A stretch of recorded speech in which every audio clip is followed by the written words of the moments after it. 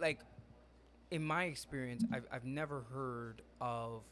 I'm not saying it can't happen, but I've never heard of somebody, let's say, dying by suicide or something tragically happening to them like that from people checking on them too much. Like, I've never heard of it. It's usually the opposite. The No one opposite, checked yeah. up on them. Yeah. It's never like, if you're going to please go to school. Brothers, I'm tired of you thinking you can beat the white man. It is 2023. I'm looking at my watch. I wish I had a calendar. 2023, and our unemployment rate has only continued to increase. Yeah. So clearly, brother, if you paid your dues in the beginning, you went things around the proper way. Now, I know part of it is also our trauma from the school system, which is legitimate. But at the same time, we're not doing ourselves any justice by trying to take shortcuts, right? Do our Yeah, we limitless. Like the seats today, you gon' reap the benefits. Yeah, we limit. Yeah, we limit. Yeah, we limit. Yeah, we limit. Yeah, we limit. Yeah, we limit. Yeah, we limitless. Yeah, we limitless. Yeah, we limitless. Limitless. Seats today, you gon' reap the benefits. Benefits. I really appreciated you coming into the podcast, so it means a lot. Mm-hmm. I noticed that it was my first time coming into the what do you call it, the Black Men Black man. style Yeah. mental conference, and Yeah. um, and to see a bunch of brothers together and empowering. Not just the atmosphere was different. Yeah. It wasn't as like the regular meeting that you see other Yeah. people in. It was different, and Yeah. you can feel the energy, Yes. and then seeing that is it's awesome. So before I will start, and I'm gonna go through. I try to minimize it through your experiences and things that you went through. Yeah. It's a lot. I mean, this brother did so much for the community, and then he continually doing it. So he's a master social worker. Practices physiotherapy and psychotherapy, Psychotherapy. Yeah. clinical psychotherapy, counseling, and he also works with the community building youth, black youth, right? Mm-hmm. And he services as an expert witness. I'm gonna go back to it. I'm not expert on that. Yeah, so for what sure, it for is sure. I can clarify for that. racial injustice, and also you have obviously you have the podcast Rebuilding Black Family. Yeah. Was it with Pastor? What is it, Pastor Yeah, Frank? Pastor Carl Lewis. Okay, Yes. Pastor Carl. Yes, Yeah. he have Foundation for Life Church. Okay. That's okay. his church that he runs. That's awesome. Yeah. Yeah, yeah, yeah. And you're currently you're a PhD student for public health science. Yes, correct. That's At awesome. University of Waterloo. Yes. That's great. So Yeah. do you travel to Waterloo? I do. I don't have to go every day. Oh, okay. I only have to go Tuesdays and Thursdays. So that's Okay. the only days I have class. It's something that happened recent change or after the COVID, or was it like that? No, I just started actually. I was fortunate enough to start. I guess you could say right after The COVID. settling down of COVID. So I started in September, So and so that's when they just started in class. so you have a long session. you So have a long journey, I was beautiful good. long Yeah, journey. yeah, it was good. So there's so much acclaims and so much experience that you have, and so here what we do is it's not an interview, it's a conversation. So Okay, we just yeah, for chill sure. and have a conversation. For So first of all, when I asked not just you but a bunch of brothers from Black Men Style meeting that we had, Yeah. and the fact that you guys how quickly you said yes, that itself is humbling, and I Yes. really appreciate that. And Yeah, of course. that's a kind of mentality that I've been seeking for people, especially when it comes to in a black community, for us to be able to quickly just get up and say no Yeah. problem.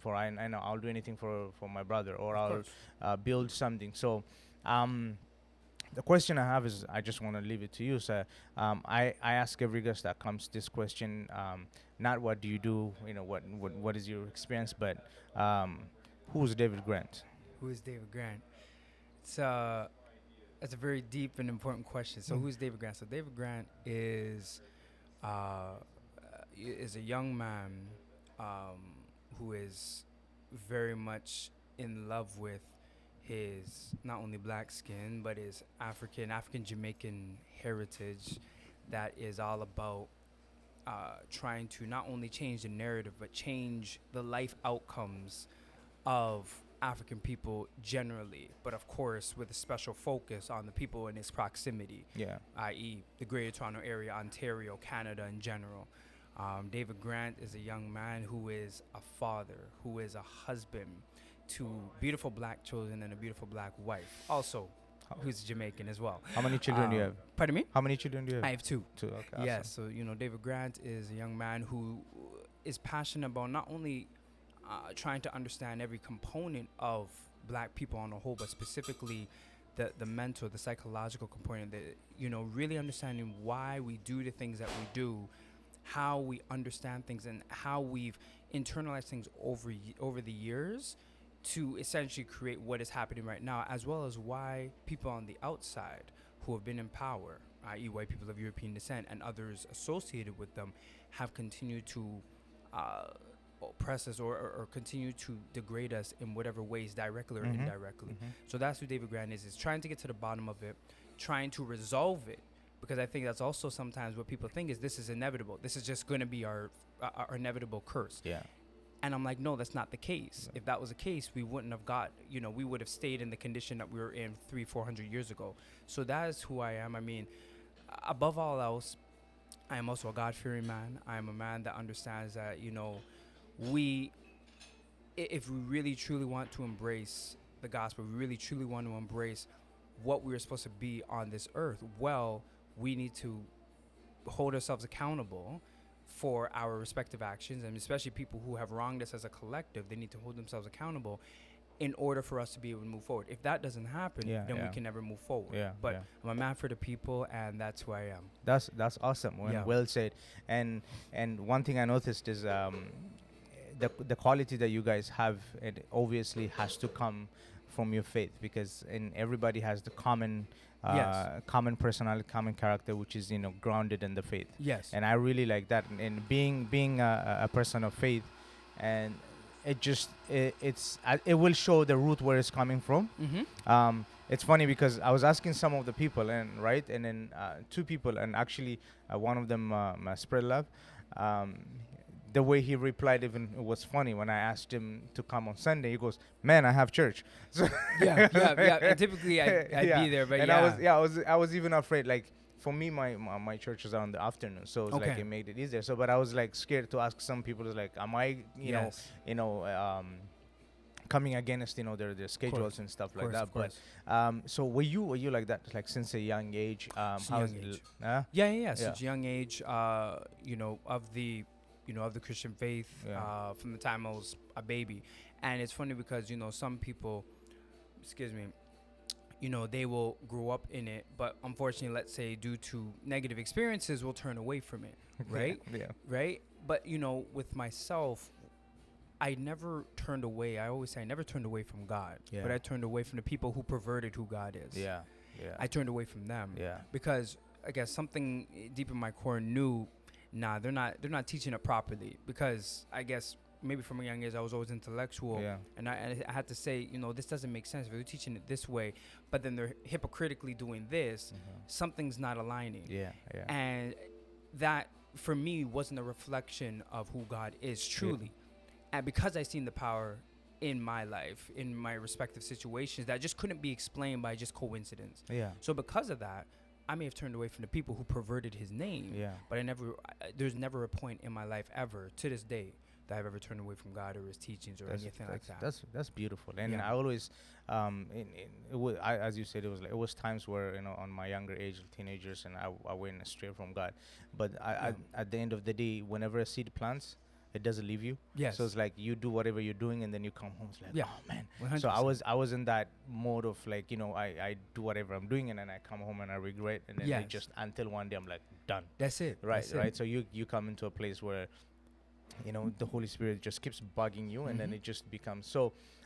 That's awesome to hear that. And when it comes to I'm trying to keep your core passion into the middle of the conversation, but when it comes to for injustice, for fighting for black youth, and were you all like always with that your passion, or is it an event that brought it up, or was it halfway through you started as you're maturing? Do you start realizing it's like I need to wake up and do something? So so to be clear, it's for me, it's of course generally fighting for the rights and for the justice of black youth, and of course obviously black people in general, but focus on the youth and children, but in particular their health, right? That I find that unfortunately black youth not only are not provided the respective culturally appropriate health interventions required. Physical health is by particularly mental health, obviously what I'm most familiar with. Yeah.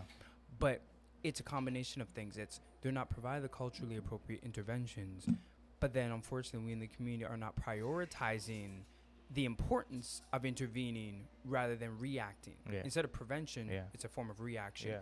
So in terms of what what beget that, what in my life motivated me to see that as a passion, to be honest, it started with my own personal experiences, not per se with any intense mental health issues, but more so, I mean, who's know it, especially back in the day when I was experiencing some of the things I was experiencing that I'll share in a bit. Now looking back, maybe there was some depressive moods, right? Maybe there was some very low moods associated with that, but really was looking at my own experiences with the police. I mean, the first time I had negative interactions with the police, I was like 13. And I was, 14, because I remember I was in summer school. Yeah, it was around like 14. And it confused me because we were literally not doing anything. We're children. And we were chilling in the park, just, thinking about, oh, maybe we can go talk to some girls. Like just, innocent adolescent behavior. Mm-hmm.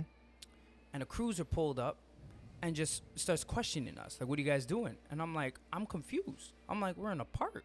And my homeboy's confused. My next version, you can clearly tell this isn't his first interaction because you could just see his whole body language just shut down. He starts looking at the ground and his voice gets quiet. Mind you, if you heard him earlier, he was the loudest in the group. And so when I'm looking there again, maybe, my early, psychology was starting to, or psychological lens was starting to pick up. I'm noticing all of this, and this white cop is just asking us, just harassing us. And I'm confused. I'm like, we're just chilling in the park. He's like, oh, yeah, you're just chilling, huh? You're just chilling. You sure about that? I'm like, I'm positive. And then he's questioning us, asking, you're almost insinuating what gang we're from or what neighborhood we're from, associated with gangs. Wow. I'm confused because I'm like, why is this necessary? Because it's not like we were the only kids in the park. Yeah. And when we're looking, we didn't see him harassing anybody else. After he was done harassing us, and we kept saying, we're not doing anything. We're not no troublemakers, no nothing. He then giggled and left, right? And from that moment, something just struck me in my core. Yeah. I'm like, this is not okay. Now, thankfully, one of my boys' moms, she saw, I guess I saw from afar, because we were at a barbecue. She saw from afar, basically held down the cruiser, cussed him out, right? Cussed him straight. Sister's going to hold you back, right? So she cussed him straight, and then he just drove off, right? But the point is from that young age, and that was my first interaction with racism, but that was my first interaction with a cop. Probably one of my first early interactions with like a racist white person was, I think it was 11. 2 drunk white guys were trying to block my path while I'm riding my bike. Yeah. And I kind of scurred off. And, and they're like, watch where you're going, you monkey, right? Wow. I was confused because, again, and the reason I'm confused is not because I don't know the caliber of some of these, racist people in general, but I was confused at what did they think they gained from that? Like how degenerate are you that you find pleasure in harassing innocent people because of your own internalized inferiority, right? Yeah. That's always how I never understood it as I'm inferior to you. It was just something clearly wrong with you if you feel pleasure from harassing an 11-year-old kid riding his bike on his way to music lessons. Yeah. You know what I mean? So from those type of moments, and then being on the subway growing up and monitoring, relations between various groups, especially how black youth were treated. It was in those moments, and I started to read literature and watch TV and things like that. I said, nah, something needs to happen. Mm-hmm. But particularly, I knew it had to come from us. I never was one to say, oh, I want to beg this other group to, to be merciful towards us. It was like, no, what can we do to rectify and change our condition, right? Yeah. That was all the perspective I took. It's not to say we don't hold groups accountable, but what can we do internally to change things, especially when we're talking about the intra-group conflict and discord and dysfunction, right? So those are some of the early experiences that I had that motivated me to really want to study this issue or these issues in more depth.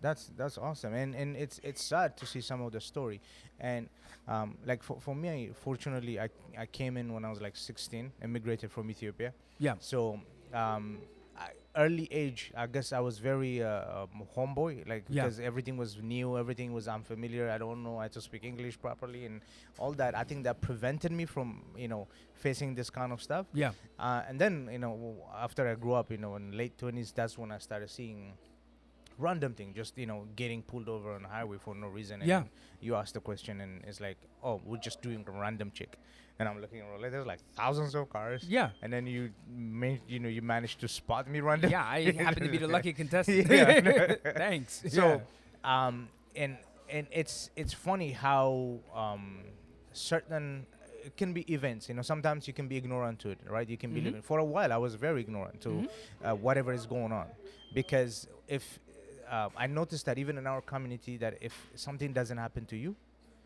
Then you and think it you can't be just real. like everything's fine. Yeah, yeah, yeah. Everything's good, right? Mhm, So it's the first time when you hit that, I'm like, whoa, like Yeah. now I know what it means, right? So in this podcast, what we always trying to do is trying to bring this community into a place of empowerment, Yes. right? So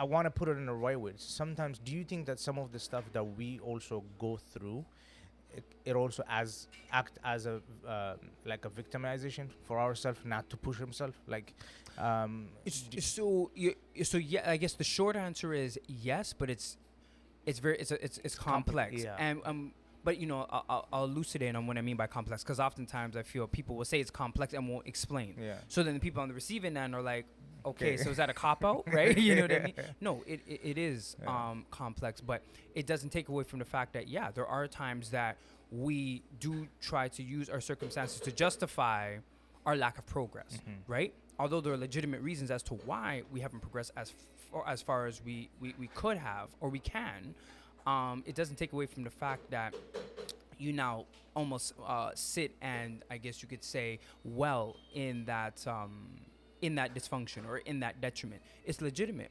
but we have to be able to move forward. We have to find it within ourselves. We have to motivate one another to move forward. But in terms of this whole, the victimization, people say, are you playing the race card? First and foremost, yes.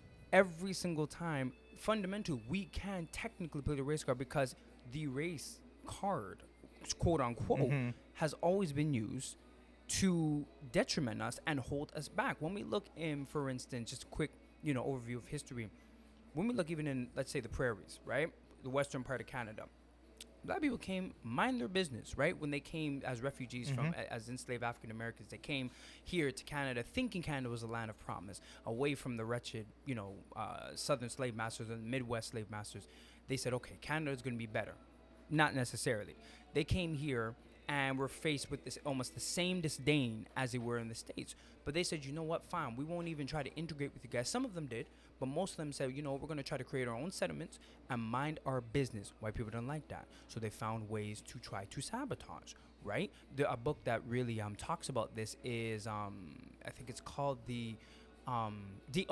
Blacks in Deep Snow by Colin A. Thompson. I'm gonna write it down. Okay, later. yeah. Colin A. Thompson, Blacks in Deep Snow. He goes into depth about the experiences of Black people in the prairies, right? But basically to say that, when people say, oh, you play the race card, they were minding their business.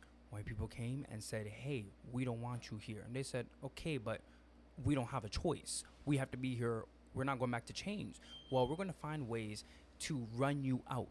Remember, these are Black people who were self-sufficient. They created their own communities. They were physicians.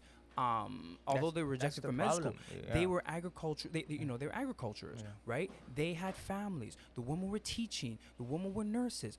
We were creating our own communities, minding our business, and yet these people felt it was their job to still detriment us. So even when we were minding our business, racism still played a part where they couldn't sit with themselves to see Black people thriving. So anytime people say, oh, we're just playing the victim, no, because even times where we said, you know what, we're not going to ask them for anything, we're going to do our own thing, they still found a way to sabotage. So that, just using that example, right, when we think of what is stopping us, it's, for one, actual barriers. So actual barriers, for instance, in the school system, where Black kids are unfortunately targeted. For instance, Black boys, Black girls are targeted.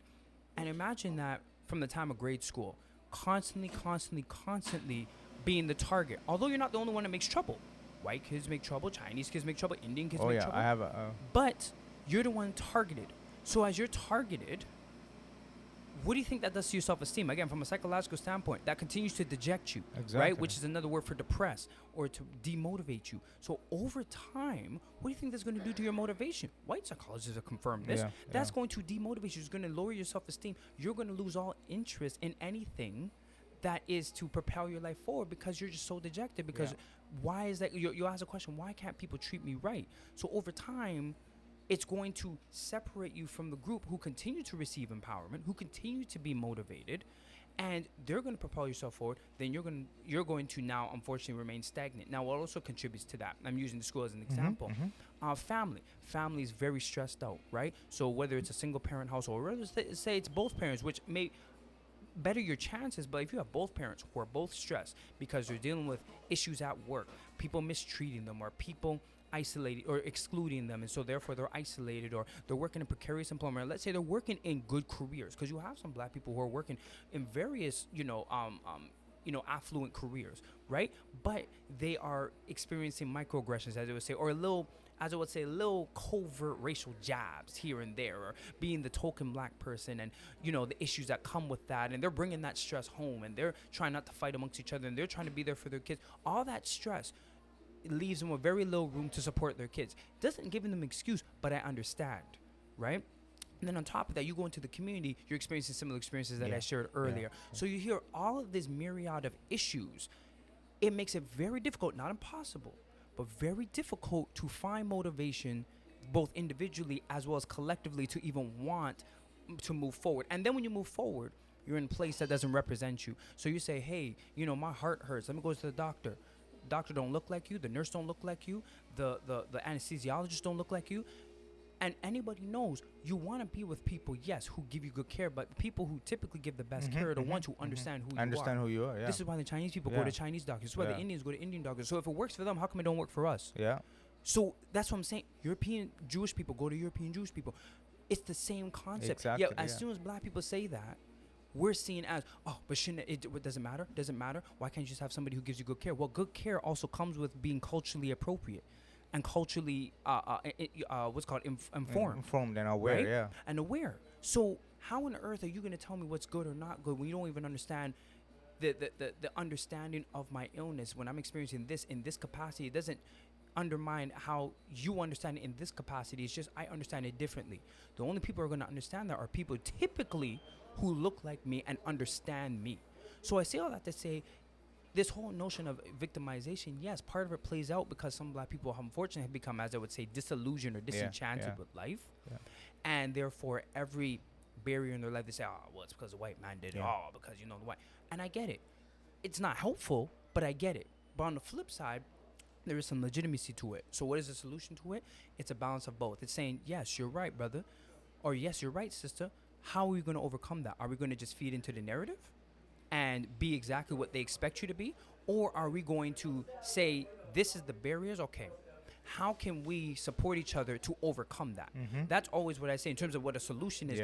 That's what it needs to be. But it doesn't mean you undermine everything that we've been through using all those different anecdotes. Hope that's clear. Oh, definitely. Yeah. So I'm going to, some of the question I have, I'm going to divide into category of, family, business, and so on. So, so in order to do, for example, like, some of the topics that you talked about, in order to achieve that, what do you think that lacks in our community, and things that we can do? For example, you mentioned about different communities of building each other, right? So if we talk about finance, the statistic where in Chinese community, money stays for 28 days. And I think in Italian community or something, it stays for 7 days. In Jewish is 11 days. And then it comes to our community, it's like 3 hours. I was about to say like 6-7 hours. 3 hours. Wow, I didn't even know it was that takes off. So now that brings me back to Tulsa. Tulsa. You remember the story of Tulsa? So when the community was isolated for themselves, the growth was exponential. Like it was really fast, right? So do you think that our community is because always reaching out there, outside of its own community, or what it can be anything? I mean, it can be grocery, it can be shops, it can be doctor, doesn't matter what it is. thinking that they can get a better service out there, Yeah. because we have this culture of like, oh, brother doesn't care for brother, or Yeah. the stereotypical negative words View that of you think. black businesses. So Yeah. what is the thing that we can do for us to come into this place, and Yes. like the rest of the community, for us to be able to build each other, keep our economic, Yeah. so things like that. Very good. Firstly, when it comes to Tulsa, Oklahoma, you're talking about Black Wall Street, yeah, right? Yeah. I always say, although there are some similarities between black people here in Greater Toronto area or Ontario, or general in Canada, but particularly we know the predominant black populations are in Edmonton, Calgary, Montreal, Halifax, and Toronto, right? And then Ottawa. Although there's some similarities, there are some differences. For instance, in the States, it was for the longest time before, the Caribbean peoples, some of the continental African peoples came, around more, I guess, more in larger numbers around like the late 20s, 30s, yeah. and then definitely 60s, 70s, as the Commonwealth opened, closed off their doors, or opened up their doors, I should say, to immigration. Sorry, not the Commonwealth, the states and Canada, whichever opened up their doors to immigration. It was predominantly, as they say, multi-generational African American, as they say in the States, foundational Black Americans, right? Whatever term we want to use. It was them for the longest time. So it was like a homogenized group of black people that had been there, enslaved on that soil, segregated on that soil, and now we're trying to survive on this soil as a collective. So their understanding or their collectiveness is different from ours. Why? Because here, let's say we use Toronto as a case example. The majority of the black population here, which is predominantly Caribbean and continental African, sub-Saharan regions particularly, came during the mid to late 60s and 70s in large numbers, right? So, and when we came here, it was first, of course, the Caribbean peoples, and then and then some of the like Nigerians and the Kenyans came around the 70s, 80s, and then we know and I think around in the mixture of that time, I know Ethiopians and Eritreans came in that time, and then the Somali people came around the 90s after, during the Civil War, right? So that was been the progression, at least in Toronto, of the immigration patterns for black people or African people as a whole. So in Toronto, if we think, it's only been for about 60-something years that we've had the opportunity to I guess, bond as a very vast as community. collective being, And think about it. The Caribbean is how many cultures? Sub-Saharan Africa. I mean, in Ethiopia alone, how many ethnic groups, right? Nigeria, same thing. Versus Chinese is what technically in China is various ethnic groups, but they come here and they come under one homogenized moniker, Chinese, right? They could be Hmong, they could be whichever respective ethnic group, but they say, we're all going to be Chinese. The Chinese, same thing with the Indians, same thing with the European Jews. So they're all one group. For us, the difficulty, first and foremost, has been to unite under that one moniker of whether it's the African diaspora or just black people. Because the Ethiopians be like, I'm not black, I'm Ethiopian. The Jamaicans be like, I'm not black, I'm Jamaican. Oh, you heard that one. All right. The Trini people will say, I'm not black, I'm Trini. Right? So then first and foremost, it's understanding, okay, if we're here in Toronto, in Canada, we have to unite under one moniker. Not to say that's your only moniker, but it's like, okay, we're all black or we're all African. We have our respective subcultures. Cool. Because this is not about whether or not we like it. It's understanding the political and economic implications of when we unite. As collective. As a collective. Because the oppression we experience is collective. We cannot individualize it. We tried. The Nigerians came and said, oh, no, it's the bad Jamaicans. And then a couple years later, they're like, oh, shoot, it's all of us. The Kenyans tried the same thing. The Somali tried the same thing. Oh, no, that's the bad Jamaicans and the Africans over there. Then they realized, oh, shoot, we're one of them now, too. So it's like, okay, if we're going to experience a collective oppression, we might as well have a collective unification. So that's what I'm saying. So first and foremost, we have to unite under that. It's different from Tulsa, Oklahoma, where everybody was African American. So it's much easier. It's just a matter of poor or rich, middle class or lower class. Secondly, it's a matter of organization. I always say to black people innately have the greatest gifts in the world, right? More than any other group. And I don't think any other group would actually deny that. No. We lack organization. And I'm comfortable with saying that because you can learn organization. You can't learn to be talented. It's either you're endowed with it or not. Black people are endowed with it. We're endowed with intelligence despite the fact that they've said that we're innately intellectually inept. We know that's not the case, because a lot of black kids actually are misdiagnosed with oppositional defiant disorder and learning disabilities, ADHD and ADHD. yeah, But yeah. in reality, many of them are gifted, Yeah, right? A yeah. lot of them are gifted, or if they're not gifted, they're very intellectually capable. Yeah. But because they're not believed in, it goes back to my original point. They become dejected, and it shows as if it's a learning deficiency, yeah. right? So we have the ability.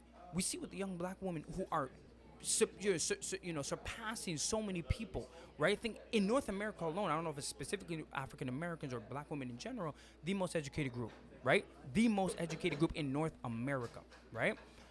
So it goes to show we have the intelligence, but we lack the organization. Yeah. And organization trumps everything. The Chinese are good in math or are good in science or are good in business, not because they're innately better than us, but they're more organized and they're more disciplined than us, right? So from the time that kid's 2 or 3, we're in some cases allowing our kids to, play video games or watch TV or play basketball or Yeah. play football. Yeah. They're like, no, you're engaged in arithmetic.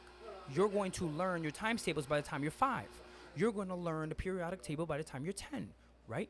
Back in our home countries, some of us are doing that, Yeah. but then we know some of the economic pressures. It Yeah. creates some economic disparities. If some people can't afford to go to school after a certain age, but the point is organization. So what does organization look like? Organization looks like having some form of a epicenter Yeah. where we all know and can congregate to receive respective businesses. Some call it online a business directory. Cool. But then we can even have a respective institution that helps to help coordinate that, right? For instance, like a Pacific Mall. Pacific Mall has all the businesses. Pacific Mall is in Markham. Technically, it's right borderline Scarborough. Yeah. Basically, has so many Chinese businesses, from cell phones to I think there's like some walk-in clinics in there. Has massage parlors. It's You like name it. it's like complements each other, everything. Yeah. Complement, and Yeah. they don't see each other per se Yeah. as competition. They see Yeah. each other as, and if it is competition, it's healthy competition, Yeah, yeah. right?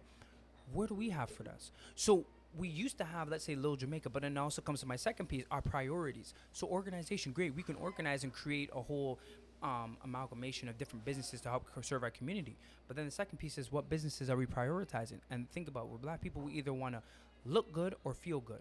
Right? So it's either That's we're true. You're either nailing eating it, good, man, so yeah. it's Yep. businesses in the restaurant yeah. industry or the food industry, Yeah. or it's aesthetics, Yeah, so yeah. hair braiding, hair cutting, Barber shop. so a fashion. We have a couple, real estate agents, but real estate developers we have very few. I think I only know of Wiltshire. I can't remember their Yeah, yeah. first names, but Yeah. Wiltshire, they're a real estate development, black owned. Yeah. That's one. That's one. How many real estate developers do we know that are Indian, Chinese, European Jews? So many, right? So our priorities, where are our priorities? We keep saying, oh yeah, we need to build businesses in the black community. Which businesses are we building? And it's typically ones that involve aesthetics or feeding our belly. Yeah. And maybe, just maybe, you have some, counseling services. But where are the physicians? Where are the dentists?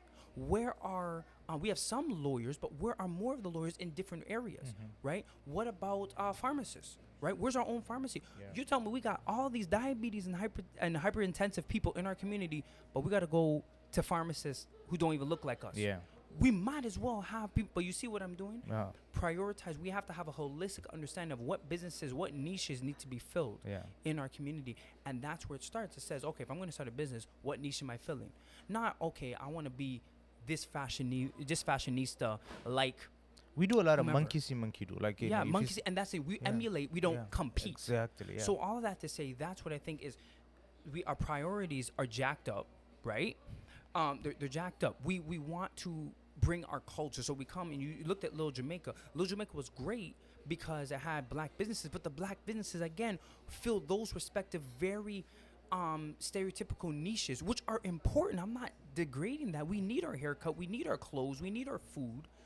But then what happens when you're sick? Now you got to go on the other side of Eglinton, where on the European Jews live, Yeah. to get your lawyers, to get your Yeah. pharmacists, to Yeah. get your doctors. That's ridiculous. We should all have that in the same vicinity. So that's all I'm saying is our priorities are jacked up, and then we lack organization. We don't lack ability. When I say that, it actually should empower us, because it shows, oh shoot, we can learn organization. Oh yes. So I hope that you speaking my heart, man. Yeah. It's something even specifically in Ethiopian community. Yes. I've been speaking this for a long time. I was saying that, like, for example, you walk in a Danforth, you see Ethiopian restaurant, a restaurant, a restaurant, a Yes. restaurant. It just goes like, I'm like, if you have restaurant, why don't you open a spice shop, or Yes. why don't you open a drink shop? Like, Yes. you have to do something that will complement that. Yes. Instead of competing, you're working together. You're both growing. That's it. And in a black community, that's exactly what I always say is like it also has to be a unity problem. Like most Yes. of the time, I notice that we're very much divided. And you mentioned it that in saying some say we're not Ethiopian, we're Yeah. not black, we're Yeah. Ethiopians, and so on and so on. And as you said, organization and unity that brings the community together. Yes. And it takes a lot. I know it's early, but because the damage is so much that the change has to be aggressive. It does. Yeah. We have to, and that's it. It's because we have to realize that we're coming in with some of the, I guess, with some of the colonized mentality that we're coming in. Now, for instance, with Ethiopia, I know you guys were the only ones not colonized, right? Yeah.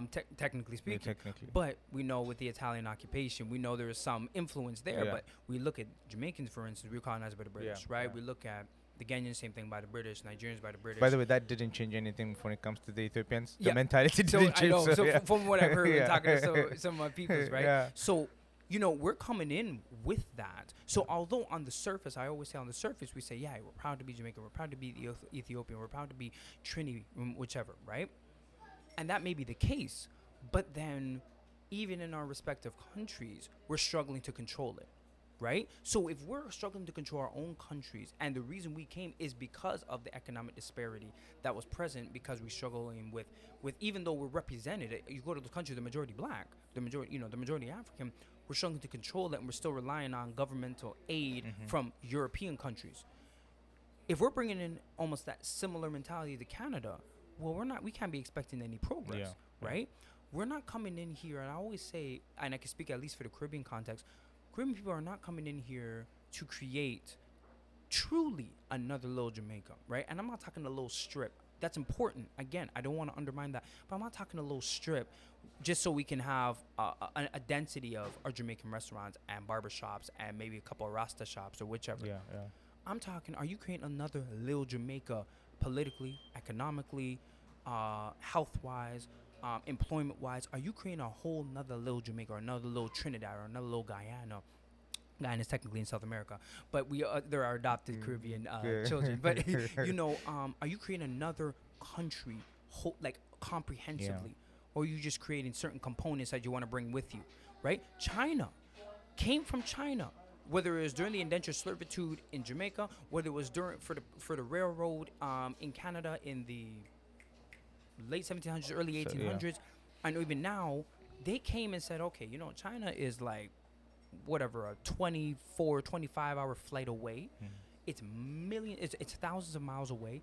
If we're leaving here, we have to be able to build comprehensively a new China wherever we go. So their Chinatowns is not solely about restaurants. That's where they started to use as a foundation. Then they said, okay, from here, what we're going to do now is we're going to send you to med school. Yeah. We're going to send you to pharmacy school. Yeah. We're going to send you to law school, and you guys are going to help create the respective necessary services that we require. We you know what? As part of our culture, They even have farmers, for God's sake. They have farmers. Yeah, They like, even have senior centers. Yeah. Right? Yeehong. Yeah. Right? Yeah. They said, you know what? We need a place. Our elders are struggling in the white mainstream facilities.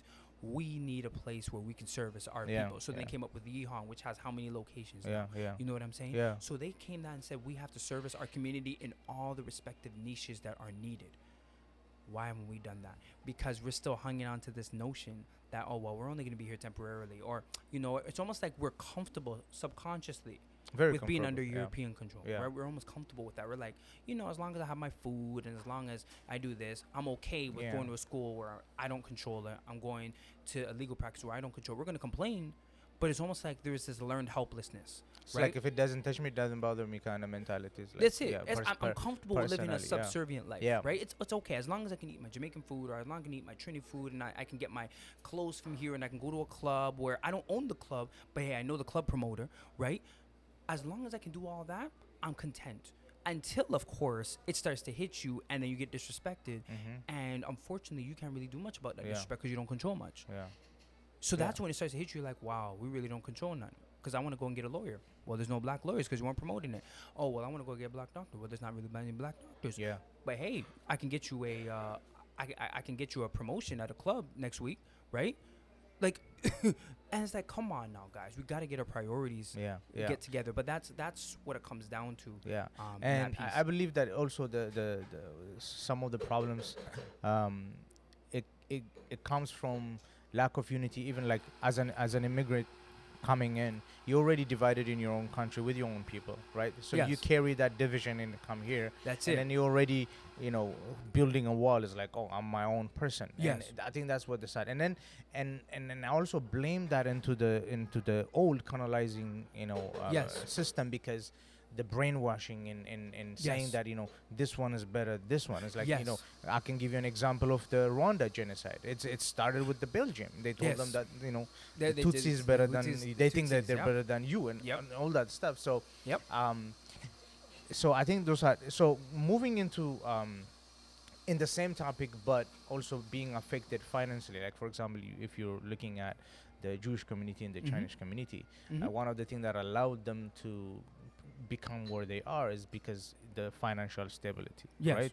So as you mentioned that, if you're united and organized, it Mhm. brings that financial stability, right? So Yes. as personally, like a single family, even though you mentioned it, I just want to like dig into it. Sure. Sure. What can one person, for example, I know you have a business, your own business, Yes. right? And what is one family can do, people who have business or people who have friends that have business, Yes. what can they do in order to slowly build that unity and organization to get to, because the reason that nobody bothers Jewish, nobody bothers Yeah. the Italians, the Portuguese, the Yeah. Chinese, is because they're financially stable. Yes. They have influence over the Yes. politics, influence over the country. Correct. Because as you said, they don't choose which job that they want to do or which business they want to do. So Yeah. can you please emphasize and say, it's like, what can we do for us in order to build that? So we have to. Very good question. We first off have to secure the foundation. So what does securing the foundation look like? For one, first and foremost, if you have kids, definitely if you're married, you have a spouse, but definitely if you have kids, get life insurance, right? Pay into some life insurance. Some will say, oh, but David, that's so much money. First off, it's more expensive to drink every weekend and to go to the club and to eat out and do all that essentially accumulates sometimes over $300-400 a month than to pay into life insurance if you start early enough. Yeah. Right? Pay like what, especially depending on how many kids, like I'm paying, I think, like for the whole family, like $2 something, right, a month. But guess what, because I have like another plan where I'm also helping invest in my kids to have, like, I guess their life insurance paid off by a certain age or whatever, so that helps prevent them from having to even fully invest, Worry because I've about already it. helped meet them Yeah. halfway. Yeah.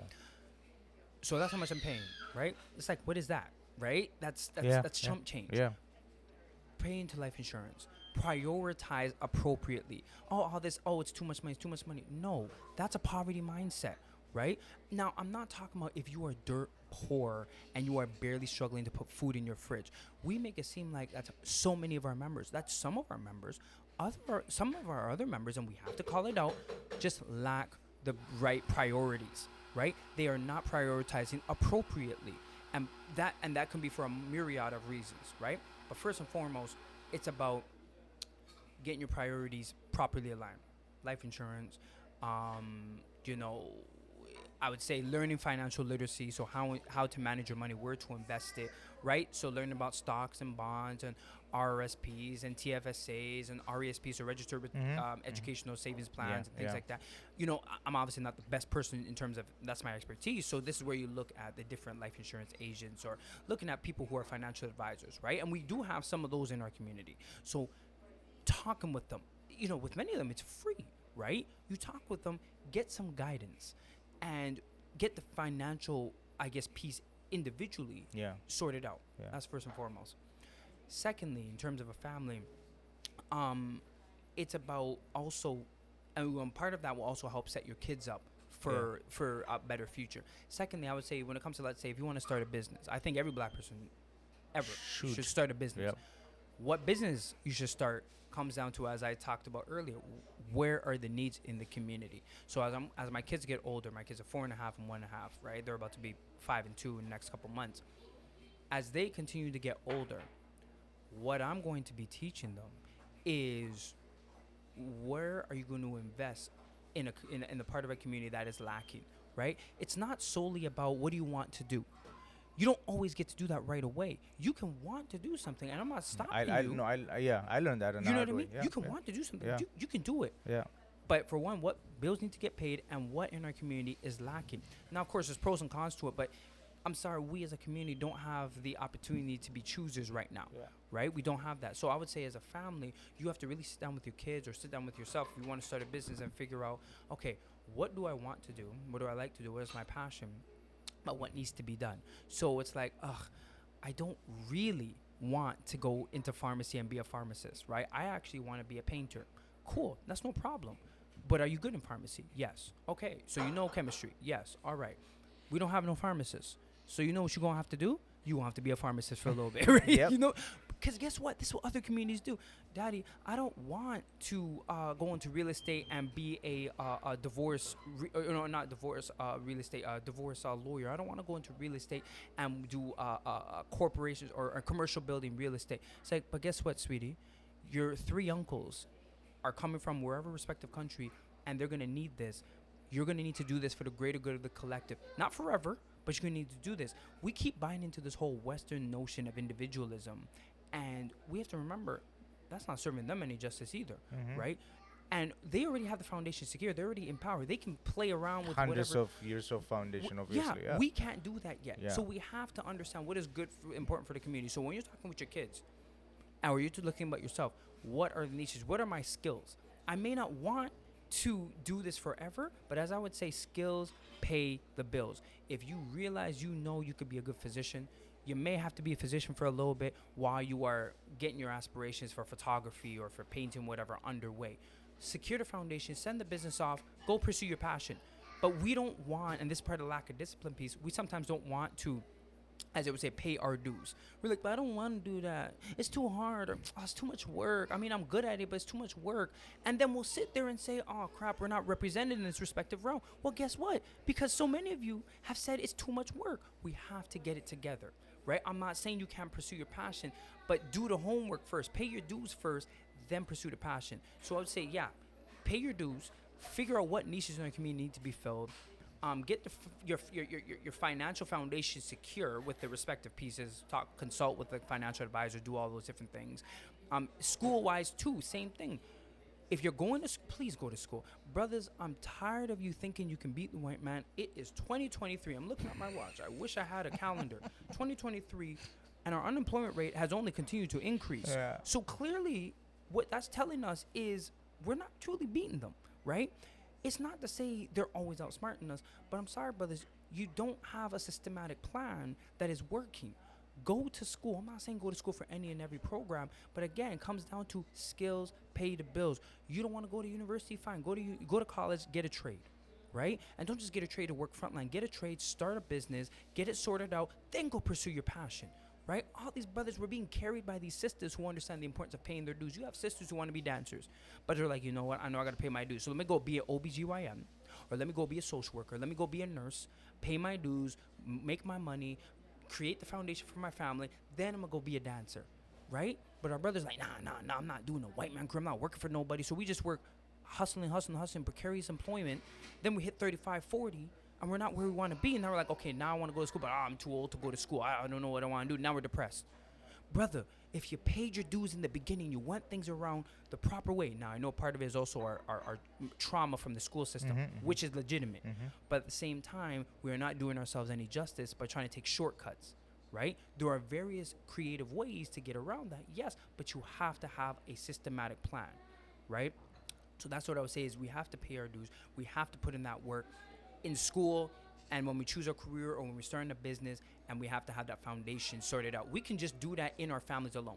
That doesn't even need the collective. We can do that in our families alone, and then we'll see the positive ripple effects. This is what I've seen from studying other communities and talking with other members. They're like, listen, I didn't go into this because I wanted to, but listen, this pays the bills. This puts food in our family's pockets. I'm doing this for right now.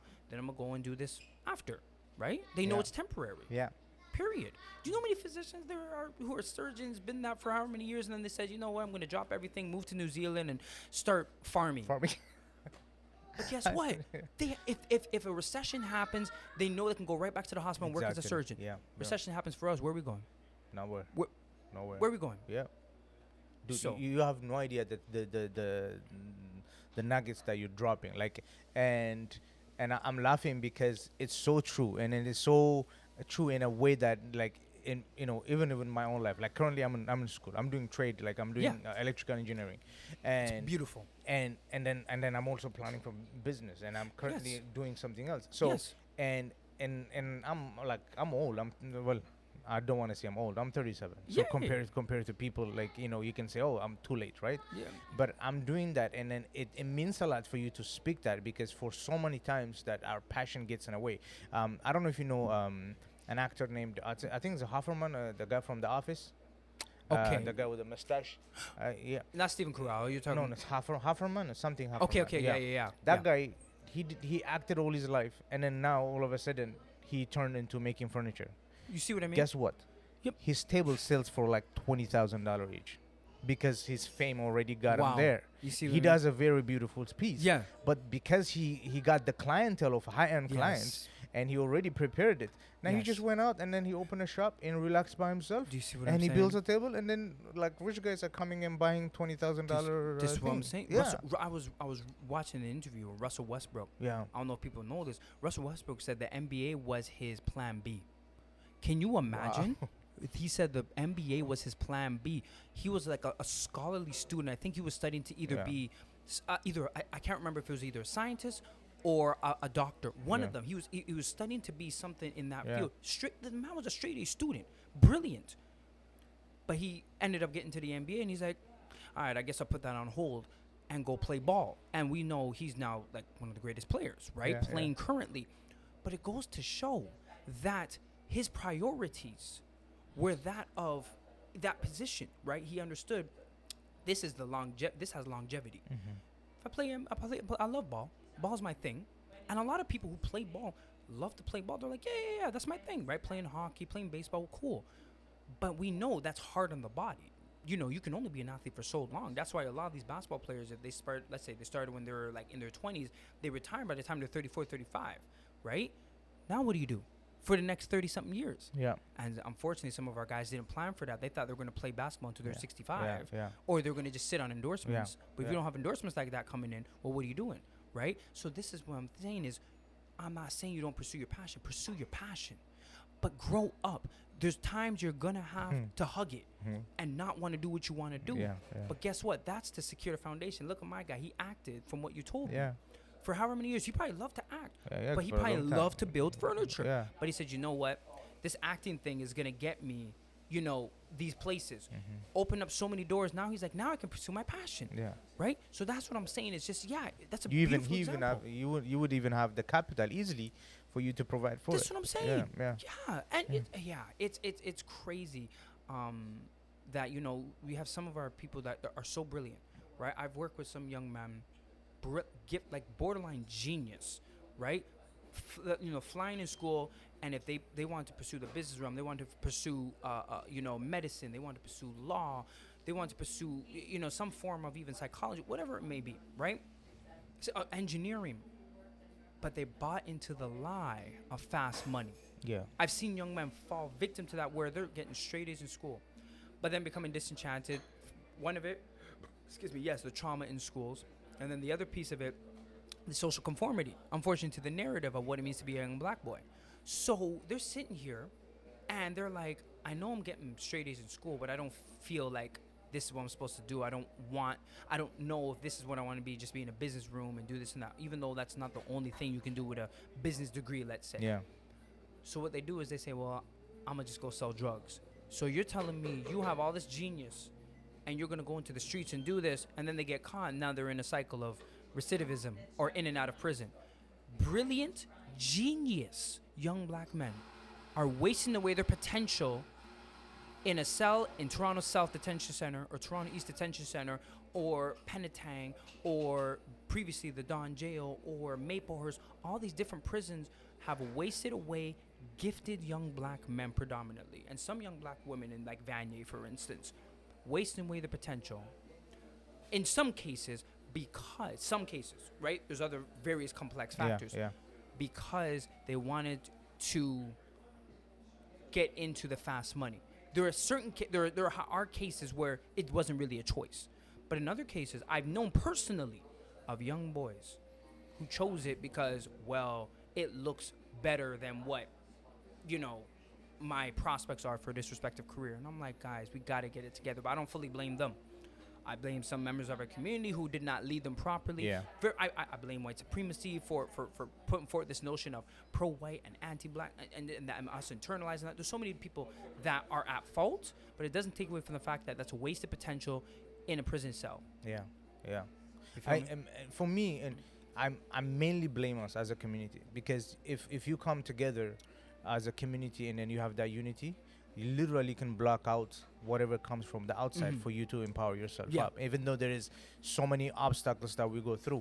I heard someone said, use the unfortunate. He uses that word. It's like in every unfortunate that comes in, use that unfortunate as your own benefit. Yeah. So I think we could use our unfortunate as a benefit in everything that we come. So you talked a little bit about prison system, like how people go into it. You worked a little bit with you actually continually do. Yeah, so I continue. So what I do right now. So talk to us a little bit about that. Yeah. So I work right now as a independent contractor. So as a social worker, I write legal reports. So as it was a comprehensive enhanced pre-sentencing reports, which essentially are comprehensive legal reports detailing the full life of young black inmates, in particular looking at the social context behind whatever respective crime that they had committed, right?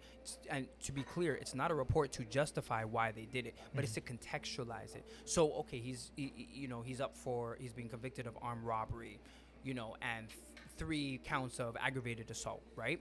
This report is to help give the whole context as to what possibly or what seemed to have led up to this occurrence happening, right? And we're focused on how racism is insidious in influencing the outcomes of these young boys. So starting from the time they're in utero, right? And I truly mean in utero in terms of how it affected their mother, their father, their grandmother, grandfather, because I go intergenerational, right, when I write these reports, and how as they progress through life, what happened as to how they ended up in this trajectory towards doing what they did. At the end of the reports, we almost always say so-and-so is remorseful if they truly are. So-and-so is remorseful. So-and-so recognizes what they did was wrong, to show that there is a level of accountability, but to also say, but hey, this is how we rehabilitate this individual. So this is the reports that we write. I've done some, as you said, expert witness, more shorter reports, letters. I've been consulted on for respective issues related to like mental / psychological health, incidents of racism and the impacts of that. Looking at school to prison pipeline, things along those lines, really actually explaining what that is. But with these reports, we really break down. They're much more longer. So these are the longest reports I've written. Others have been like maybe 5 pages, 4 pages, just to give a little snapshot on a respective issue. Okay. But that's what I do. And it's for the Sentencing Project. The Sentencing Project is a not-for-profit initiative headed by, I think, Anthony Morgan. So he's a criminal and human rights lawyer. Dr. Carl James, who's a professor, I think, in the Department of Sociology. Faisal Mirza used to be a part of it. He used to be a long-time criminal defense lawyer. And there's some other key players that have helped start this. And now we have, myself and a couple other main social workers and other part-time social workers writing these reports, advocating for these young men to have fair sentences. We're not saying, hey, don't send them to jail. That's not always what we're saying. We're simply saying, make sure you consider all of this when you make the sentencing decision. So they don't just cycle back in the same thing again. They don't just cycle back, and these judges are not just looking at these young black men as just these cold-blooded criminals. Cold-blooded criminals. We say, hey, all of these young men have stories. Even if their crime is egregious, there was a story that led up to that. right? And trust me, I work with some young men that I'm looking at the stuff, I'm like, whoa, right? What am I gonna write? Yeah, what am I gonna write? But then when I hear their story, I'm like, oh my gosh. It's a heart wrenching. I'm like, yo, in my head, I'm like, yo, how did you not do worse stuff than this with all that you had going against you, right? So it's not to justify it. Sometimes people think, oh, so what is this to justify what they're doing? That's not that's not at all what we're saying. We always ask, so like, do you feel remorse for what you did? And if they say no, well, then that we're gonna have to record that in the report. But if they say yes, well, then we explain that to show no, this is not to justify anything, but say if you're gonna sentence this person, make sure the consequence matches the crime. Too many of these young black men, armed robbery, white man gets off with like 18 months, maybe 3 years. All of a sudden, the young black man gets 7. And we're like, wait a minute. And we have to understand there may be some unconscious racial bias coming about in the sentencing decision, right? Yeah. So that's what I do. It's called enhanced pre-sentencing reports. That is beautiful. And that is an amazing work. There's been some really positive results. I've had some young men who are facing prison time. They got the report. No prison time. Some others, it went from like 10 years down to like 3-4 years, right? I've had people had settlements so it's not like I'm writing these reports just to make money. No, I'm writing these reports and there's actual impact. Where people are actually gaining they're being received in a humane way, and judges are actually appreciative of these, and they've said this either directly to me or to the lawyers who have told me, saying this report actually helped open my eyes to respective issues facing this community, and I want to make sure this young man knows, like, I see him basically. So there is some merit to these reports. There are merit to some of these expert witness testimonies, etc. That is a beautiful work. Yes, thank you. So let's get into the core of your passion, mental health. Doctor, I waited just to get it. I like the little climax. I planned to come into different event that Black Man Style did, and I have like 3 kids, and so it's like it's really hard to come. Yeah. But that day I said no, I have to come because I am very passionate when it comes to mental health, especially because in our community it gets so much stigma, and it gets so much this mythological I call it mythological side effects, like spirituality and stuff. Even though there are certain things that it happens, but everything just gets into that. I know, we just shuffle it into So, and please speak to me what you do when it comes to that, and then your plans, and then some of the stuff that that you saw in our community, and then things that we have to do. I will ask as we go, but okay, because I'm like, okay. No, I will ask as we go. So what do you want me to start with again? And then just first of all, what do you do? Because you're a very deep advocate for mental health. Excellent. So what is the work that you do? Yeah. So I was trained in school, so I have my bachelor's and my master's in social work. So a bachelor in social work, master in social work, just to give an overview, because I never go off the presumption that everybody knows what that is. So generally speaking, social work is a helping profession where it's not solely focused on mental health, but I would say we're almost a jack of all trades. So you'll find social workers in hospitals, you'll find social workers in the military, you'll find social workers in grassroots communities, in child welfare, wherever, right? Immigration centers. Basically, we are taught and trained in an understanding of how to work with various vulnerable members of the community, right? Social work in general started with old white nuns, right, who typically were working with orphan children or working with some of the most children in the most degraded conditions, little white children in the most degraded conditions. That's typically where the social work field stemmed from, right? And so it was the churches doing the social work, right?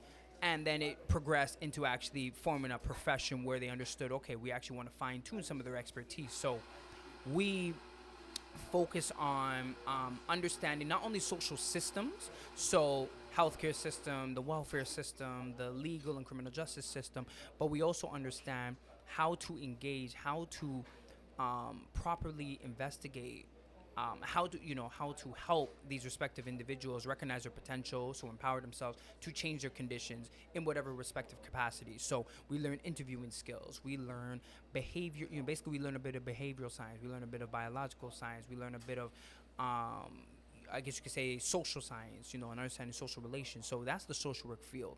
So I was trained in that. Obviously, I was trained in predominantly Western paradigms, both in bachelor's and master's. And what I did my own work to try to basically decolonize or unlearn and relearn how to apply this to my community. So that's what I'm trained in, and then currently I'm doing my PhD in public health sciences, where I am trying to change how mental health systems or healthcare systems work with our peoples, with the overall goal of trying to hopefully um, create a system for our people that actually appropriately um, works with our people to help their respective needs, right? So I'm doing a PhD, and public health, of course, we know it's general. It's all about helping meet the respective health needs of the general public. So that's what I do. That's what I've been trained in.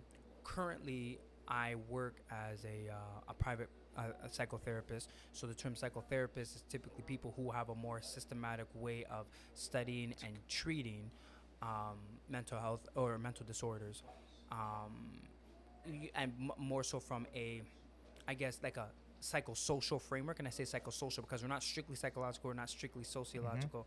We're a combination of both, right? So now, just to clarify, I cannot prescribe medication. You need a medicine degree for that. So you need to be a psychiatrist to do that. In certain parts of Canada, you can technically diagnose formally, like say, I think you have depression disorder. I think in BC, you go through respective training, you can actually diagnose. But in Ontario, I can suggest, I know the symptomology, I can technically diagnose, but I can't legally or ethically.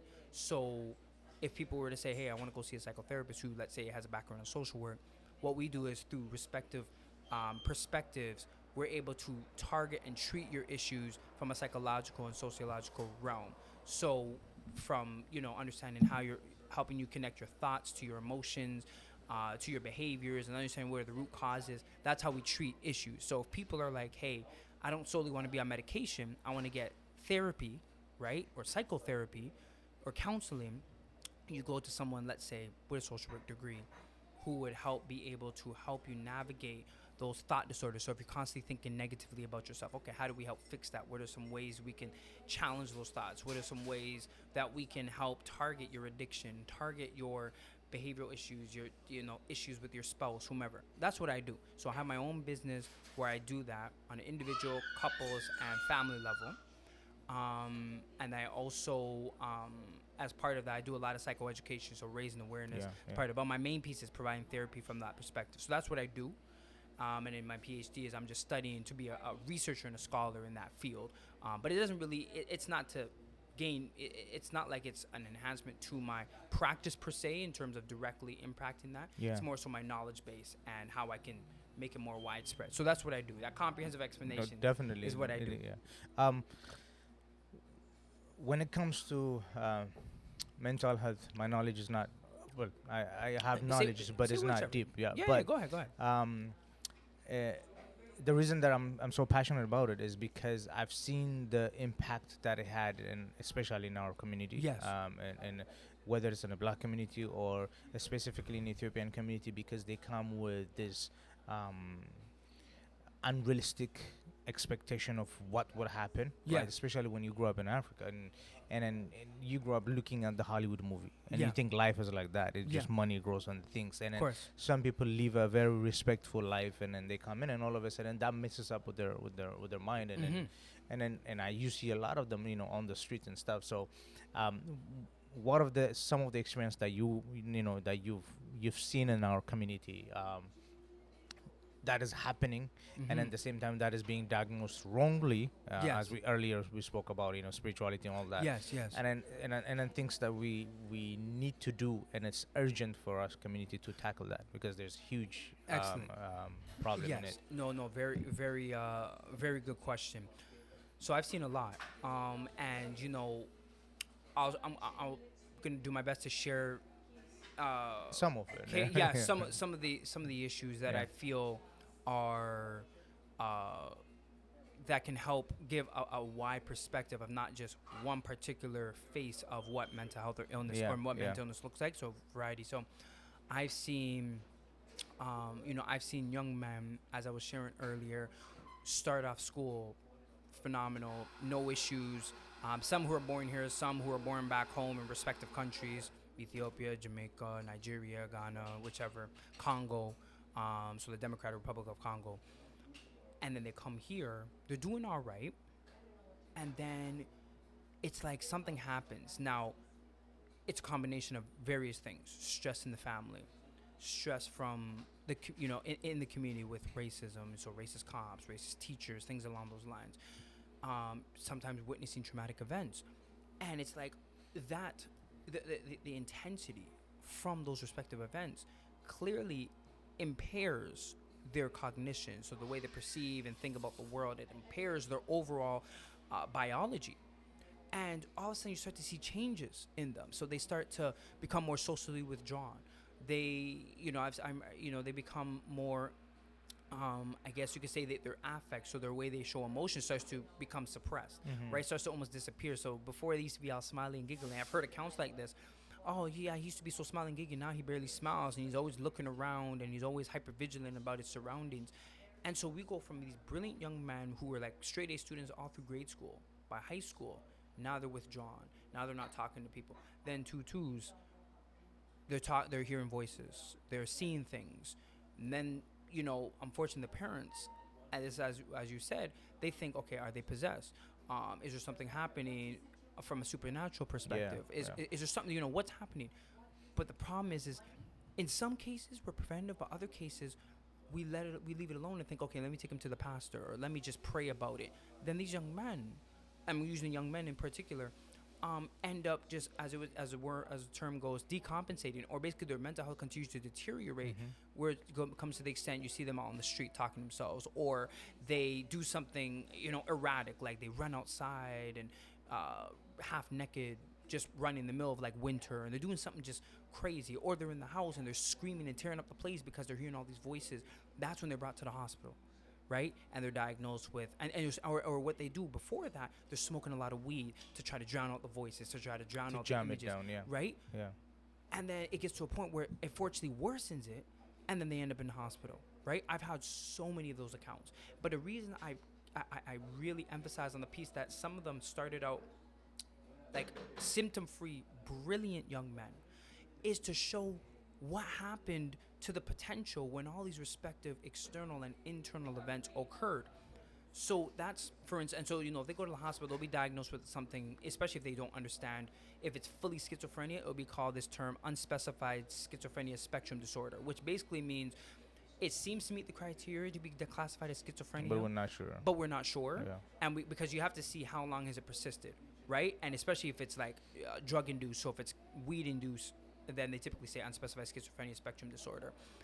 So I've seen that. I've seen, young girls who unfortunately have been through chronic sexual abuse, like from the time they were children, and they've pushed through. I remember I had one young girl.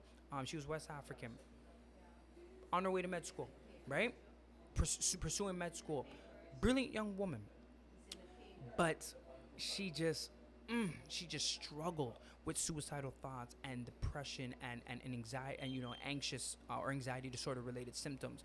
And although she continued to push through, and when I was treating her, really the big piece was trying to help her to calm her anxiety and not want to fight people in the middle of the street, because she thought, again, she was going to be another victim, right? She was hypervigilant, and I get it. She came from a family that was very dysfunctional, unfortunately, very affluent, but very dysfunctional, right? She was in a society where, unfortunately, she was experiencing a lot of direct racism on the TTC and things like that. People who made fun of her accent, to her employees who were, throwing little microaggressions at her way here and there.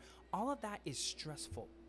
And so, of course, that's going to impede on her overall mental health, much less physical health. She was trying to drown out her sorrows in respective drugs. So her and I was working on understanding the root of that, trying to correct some of those negative self or thoughts about oneself, and how to problem solve to work towards her respective goals, right? But part of the understanding was understanding how racism is impacting their life, how family stress or how family stress is impacting their life. So that's to show how sometimes the depressive signs add up. She would, again, social withdrawal. She was very restricted with her emotions. How are you doing? I'm fine. I'm okay. Or it was the opposite. Oh, I'm great. Yep, no, everything's fine. No, I'm good. Everything's good. Yeah. So those are some of the signs. So that's depression. There's and I talked about schizophrenia. Then there's bipolar, for instance, where it's thinking that this person's just overly emotional, right? Maybe they're just overly emotional because a certain manic stage or a certain stage, they're very up, right? And they're up, and they don't need as much sleep, and they're going, and they're partying, they're doing drugs, or they're exercising at 3 a.m. in the morning. They're like, yeah, I'm good.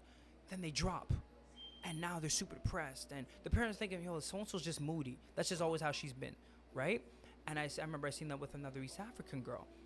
People just thought she was moody, until obviously got to a point where she was doing drugs in her manic state, to the point that she needed hospitalization.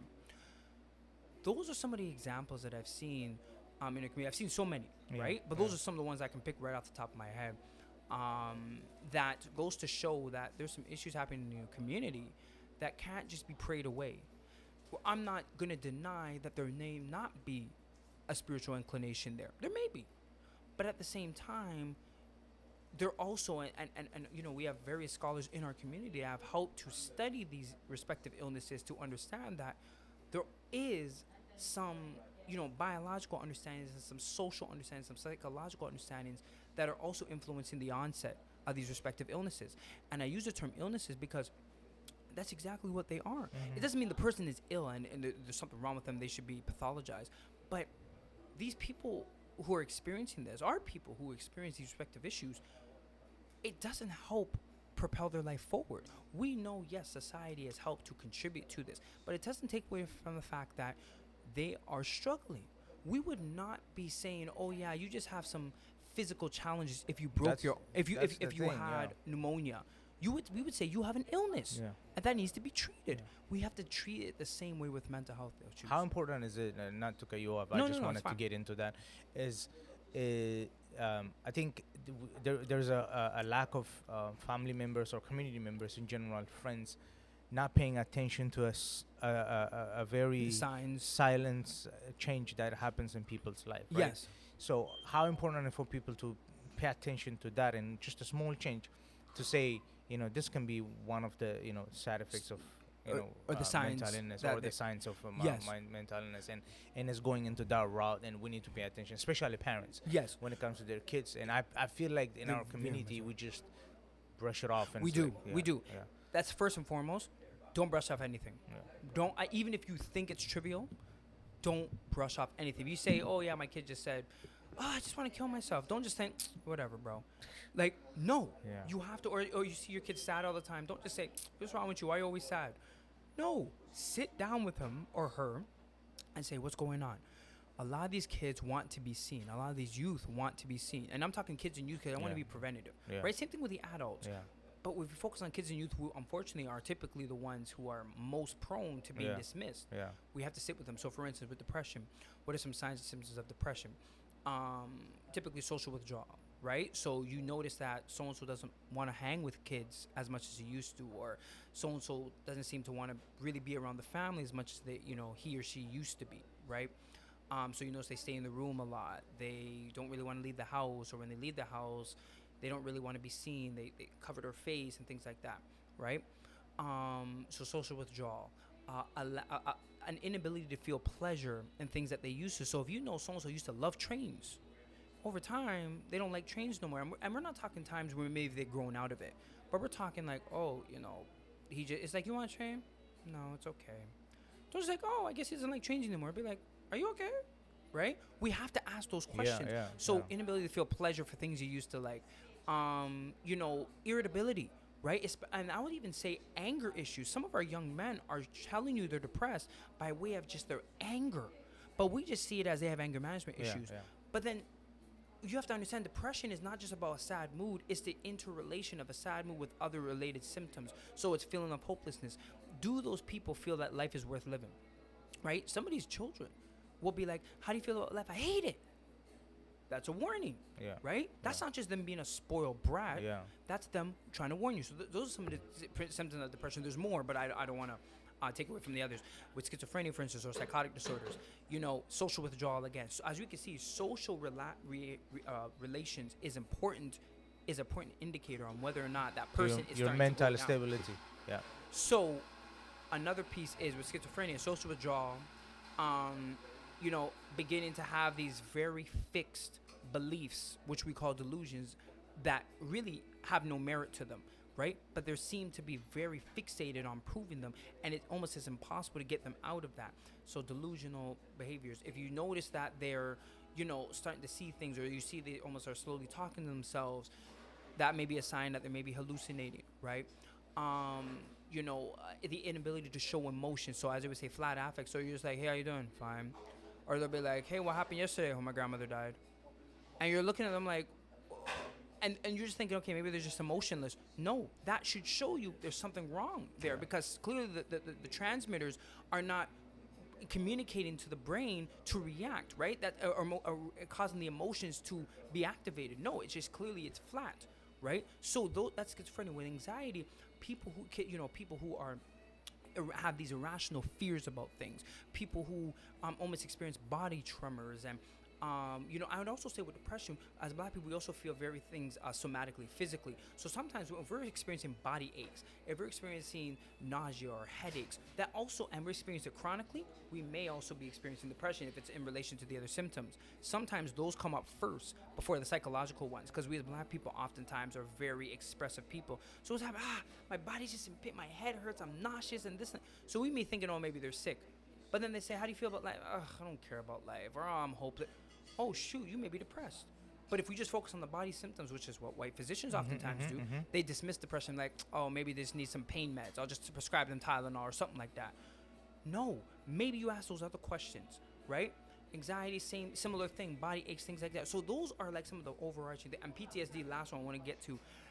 If you notice that you're anxious about going into certain settings that remind you of something traumatic that happened, something that was traumatic means an event that was so violent and too much, basically for your mind to bear, that it caused you to now essentially have a different outlook on life, right? PTSD, comes in sleep disturbances, comes again in body aches, in mood swings, and hypervigilance. You're constantly looking around and things like that. If you notice that's happening, or you notice your homies are doing it, or your sister and or your kids or your cousins, your nephews, that may be a sign that something's not right. Yeah. If they don't want to go to grandma's house no more and they're almost trembling at the thought of that, don't just pick them up and put them in the car. Say, hold on, what happened at grandma's house? I don't want to talk about it. You need to investigate that. So those are some of the signs. I hope that gives you an idea. Oh, definitely. I mean, what I some asked people because look for. my wife and I, we very much pay attention to our kids and how, to the point sometimes like Iran annoys him and I'm just like he's quiet. Like, what happened? Why are you quiet? Yeah. Why don't you? He's like, I just want to be by myself. Yeah, I'm of like, course. okay. And he goes into your room and I'm like calling him. What are you doing? Yeah. And he goes, I'm just chilling in my room. Why? How come you don't want to chill with us anymore? And he's like, I just want to be alone.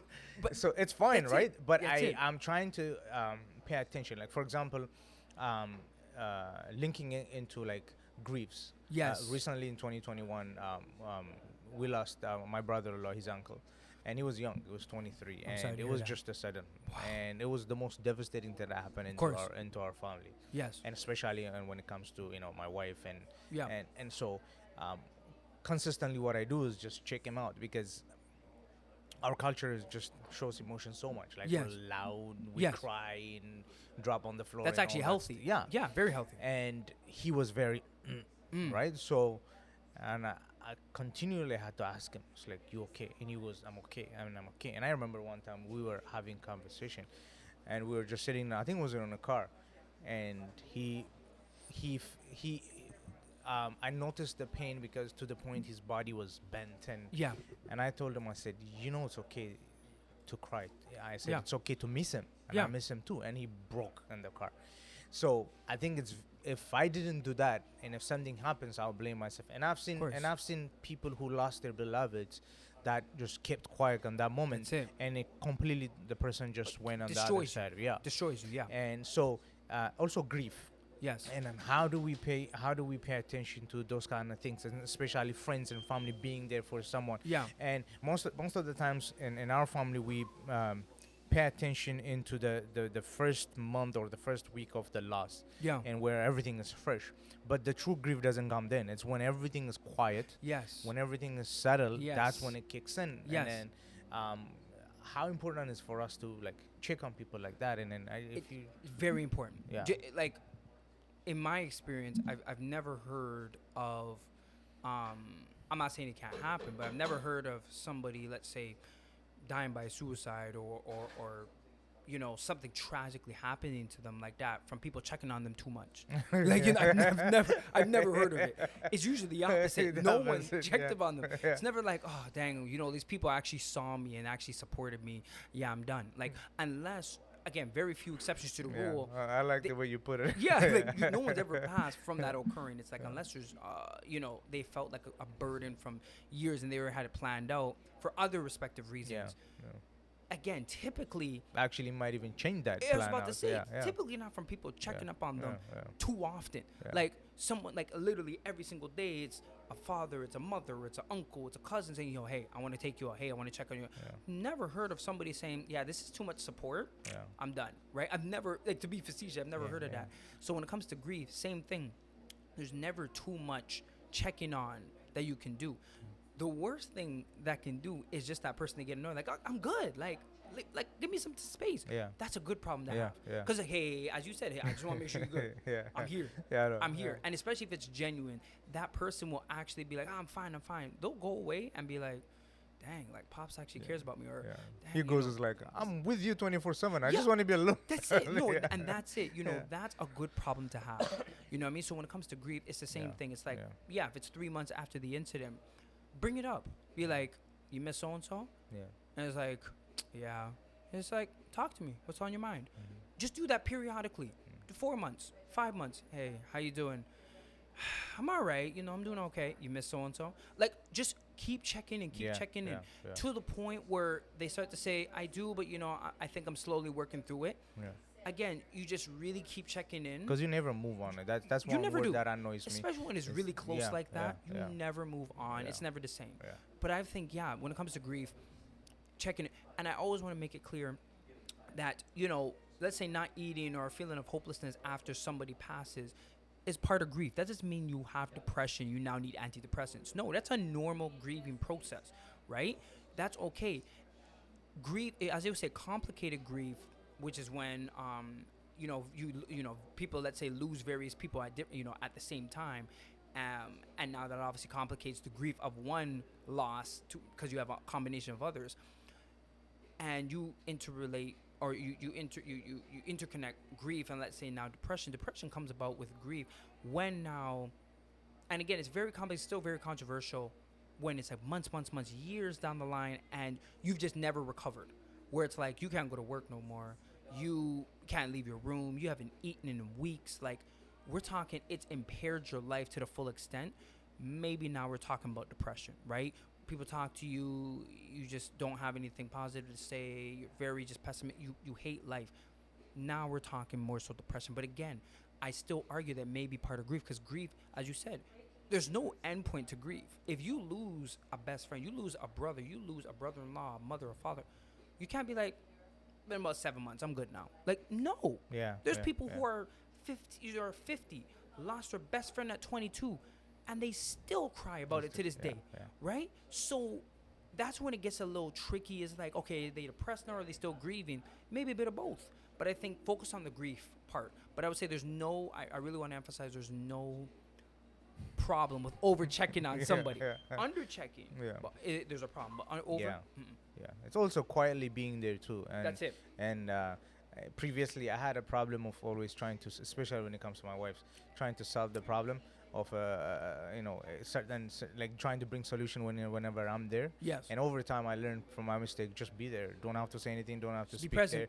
I Just learned be that there too. and have a Yeah. coffee and just sit down. And then my wife put me in place. Sometimes it's like, I just want you to be here. I don't want you to That's it. lecture me. I don't want you to be like just be there. That's it. So I think that is important. And I know you mentioned about having a business. I don't know if it's related to the privately that you do the what is it, psychotherapy Exactly, yeah. clinic that you do, or is something else.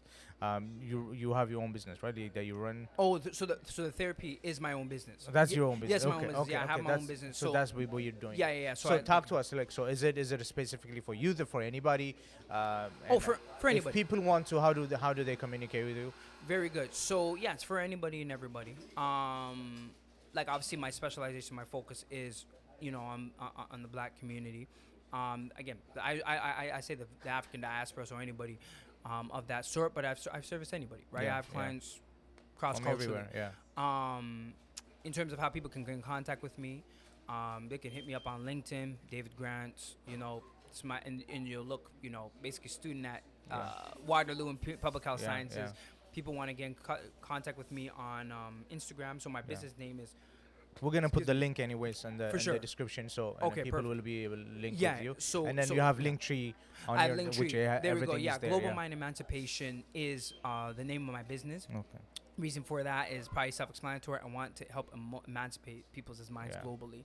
So Global Mind Emancipation Educational and Counseling Services is my business name. So if you want to look it up on Google, whatever it may be, everything's in my link tree. If people want to get in contact with me via email, it's info@Global Mind Emancipation. So that's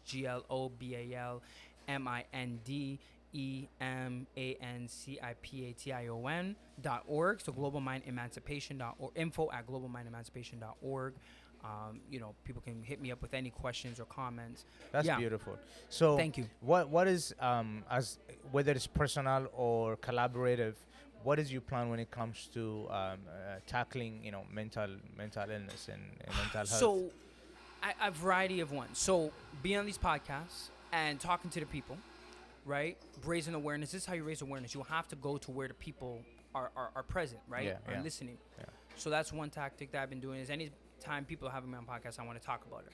For two, doing events like Black Men Style, presenting directly to the community. For three, doing my research. So I've been studying my Ph.D. It's writing and conducting research, right? So research in a variety of realms. So from quantitative, where you're looking at statistics and communicating and interpreting that, to qualitative, doing interviews and focus groups, to getting both sides of understanding and communicating what is the situation of mental health and illness in our community, and doing it on a different level. So from talking directly to the members of the community, in terms of the lay members, to doing research, and doing that work, and communicating to the professionals and the physicians and the psychologists and the psychotherapists, etc. Also, with maintaining my practice, right? I love to actually be on the front line treating these issues. So when I'm having somebody who has suicidal thoughts, I've gained the skills to help to reduce that. I've had young people who came in super depressed. One girl, I remember, she was attempting to stab herself. After intensive work with me, no longer has those inclinations, no Awesome. longer has those ideations. Awesome. So in terms of Thank you. success stories, there are those. She's 16. She's a straight A student now, and she's always been, but her grades are declining. After intensive work with me, grades went right back up. Straight A student continuing, right? Now, people may be thinking, David, is every single one of your people a straight A student? Well, of course not. I have some young people who have struggled in school, some who are in the projects and or in the streets, and they're not doing the greatest. But I want to change the narrative that they don't represent the majority, right? That we also have members who are doing well in other realms, Yeah. but unfortunately their mental health impairment is Yeah. actually impeding on their ability to succeed. Yeah. So continuing my practice, another tactic is that's a part of me raising awareness. I have young men who would have never considered going and getting therapy until they saw the work I was doing with one of their brethren, and then they came now to the hospital like, hey, I remember they requested me, and it was so sad because I had left to do schooling. And they came, and my homegirl who was still working there, she said, David, so-and-so came and said, yo, I heard I want to work with David because he worked with my boy, and I saw the improvements in him. I want to work with him. These are brothers in the streets. These are brothers packing guns and doing this and that. You're telling me they got to a point where they wanted to become so vulnerable and be like, wow, I actually want to do it. My issue with somebody who understands me. So that's when I see my work is actually transcending, right? And That yeah, tells you how much it's too much for them, like Right? how much is degrading. that's it. And then, of course, collaborating with Yeah. other like-minded people who Yeah. want to continue to spread the message. So I don't want to be doing this thing in a silo. I do want to be able to work with people, and that's why when I meet Going people back on to the what way- we talked about earlier. that's it. It's not a competition, Yeah. right? Yeah. But I just want to make sure we're communicating the same message. Awesome. Yeah. So, same message in a different manner. Yeah. Right. So that's so the do tactics do you have any like a specific goal for this year? Just this year, or a specific goal? Yeah, I've a number of goals. whether it's a Okay, so a couple. I, of I'm goals. gonna ask, what does David have on this Yeah, on, for the on my pla- 2023? Yeah. Very good, very good. So, definitely, I'm trying to work on a number of different research projects in a variety of different areas. Still trying to figure out what those areas are. One of them is suicide.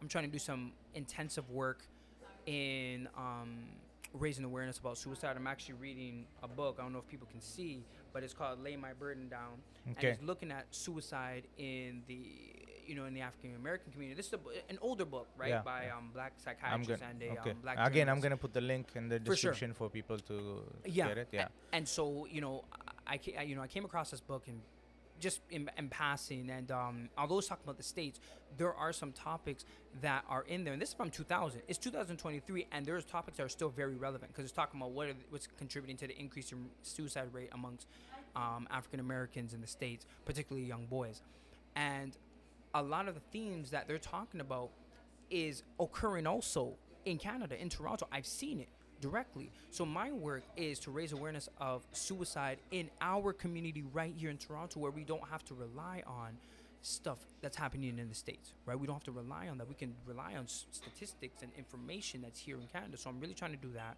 So from suicide to schizophrenia and depression, but really trying to do work in raising awareness from a research standpoint in that piece. Continue with my practice, continue to build clientele and get the word out and really continue to treat people and help them lead healthy lives. What are some other stuff that I'm thinking of doing? I mean, I'm of course continuing to be the best father and husband that I can be. That's awesome. That's priority. Yeah. Anything else? I would say, just continue to get the word out through podcasts Yeah. and make my appearance known, and and doing speaking engagements, because I have a couple speaking engagements coming up. By the way, you're an amazing speaker. I yeah, just want to take thank it you out. very there. much. Yeah, I was Thank you very like, much. I was very captivated when I was sitting down and listening, and then how aggressive you were, how very blunt you were. I'm Yes. like, I said, that's the kind of brother we That's need. it. Gotta talk to the people, right? Yeah. So yeah, I'm trying to do more and more of those. I have a couple coming up. Yeah. You I know, love how you yeah. attacked that weed on the thing, and a lot of people are like having rolling their eyes. So like you just went at it. And it's No. like that's one thing that affected us in our community. So I was very happy. Yeah. Thank you. Yeah, So yeah. yeah, those are some of the things that I'm trying to do. That's And, awesome. yeah, man. A lot of times, when people come on a podcast and they just give, right, and they don't receive, so and then they don't get asked, how are you doing, right? How am I- yeah. Yeah. So I'm asking you, how are you doing? I know you're going to school. You're a father. You're a family Yes. man, and then you're running your business. And Yes. So how are you doing? Like. So today I'm feeling better. I will say, if we we always do a scaling question in therapy on a Yeah, scale of 0 to yeah. 10, 0 being low, 10 being high. I will put myself today at about a 7.5. Okay. Reason I say it not like a full 10 is just because I do have some schoolwork. I have to do some readings and Yeah. everything. So of course, that I'm looking forward to, but it's just like, okay, how do I implement that into already my busy Yeah, schedule? So feeling a bit tired with that as well. But nonetheless, I'm feeling better. I would say today is much better than I think it was, 2 days ago, Yeah. where I was stressed. I'm not going to lie to you. I was stressed. I could feel it Was in it my was it the body. day that you went out for a walk? Yes, Yeah, very yeah. good. So you see, it was Yeah. just that day. I was so tired. I was like I could feel my body was in pain. I'm very in tune with my body, and that's why I've been able to teach my clients about the importance of self-awareness, Yeah. because I know when my body's stressed. I know when my heart, when my mind is stressed. I've just been able to study. I've almost used myself as like a human experiment, Yeah. and sometimes I'll go through certain trials on purpose just to see how my body reacts, so that it gives me inclinate, or it gives me some insight into what my clients may be experiencing. Yeah, So yeah. as crazy as it sounds, like I will go and almost sometimes put a lot of things on my plate, see how it affects me, so it can give me somewhat of an insight. Everybody's body's Yeah, different. yeah, But it yeah. gives me some insight. Okay, this is how stress affects the body. Yeah. Yeah. And then I'm like, okay, now let me try to implement this intervention-wise. Let me lay down and rest. Let me go and, get some vitamin C. My wife's a nurse as well, so she also helps give me some different remedies. Yeah, Like, okay, yeah. babe, if your blood sugar's low, drink something sweet, increases the insulin, boom, boom, boom, you're good.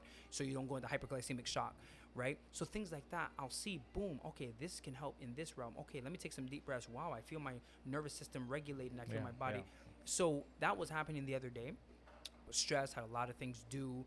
I had a lot of things to, I had a lot of other things to do. It was a lot. That day I would have been said I was about like a 3. I didn't get much sleep because I was so anxious, because I was so overwhelmed. I have so many things. I've had a couple, you get those days, right? Yeah, I yeah. have those days, and it's tough. But I always communicate to myself, this is temporary. This too shall pass. Mhm. But let me confront it. Let me not try to avoid it.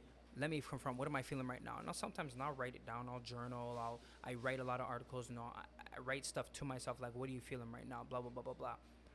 Take some deep breaths, lay down, do different exercises to do that, keep myself regulated.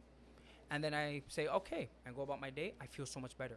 So today I'm feeling much better than I was. That's Again, awesome. 3 to a 7.5, big jump, right? That is awesome. And So, yeah, when thank I you for saw that question, though. no, definitely. When I saw that, and I was like, a lot of people should do that. Even for myself, especially when you have two kids, you get distracted. I mean, Yeah. when you have a bunch of kids, you get distracted and you get busy, and Yeah. taking out for a walk and just in that silence, Yeah. and it's beautiful, and Yeah. it just calms you down, brings you back to it, grounds you, Yes. and it's you putting out that, I think, me personally, it activated something. Very, And very good. so it gives a lot of encouragement, a lot of education to a lot of men who want to like toughen it Yeah. out, right? So it's like Killing yourself, Yeah, when you you're do not that. tough as you think. So Yeah. it's just True. so do something about it. And I really appreciate it that you Yes. coming into the podcast. Thank There's you. so much question that comes in my head at it, but I'm hoping that you will come back. Of course. And My especially I'm planning in May, so 'Kay. on Mental Health Awareness Month. Yes, So yes, yes. I'm gonna plan ahead for you to come back again, and then I Would have love to. very expanded, because every time when you answer me something, another question pops up, another question pops up. Of course. So man, of course. because of the time constraint that we have, and I wanna invite you again to come in. I'll be really I would happy, and love to. I'm very grateful, and I'm very appreciative of the fact that you My came pleasure, brother. Yeah. in. So we have a culture in this podcast where I took the inspiration from another podcast called I don't know if you heard Diary of CEO.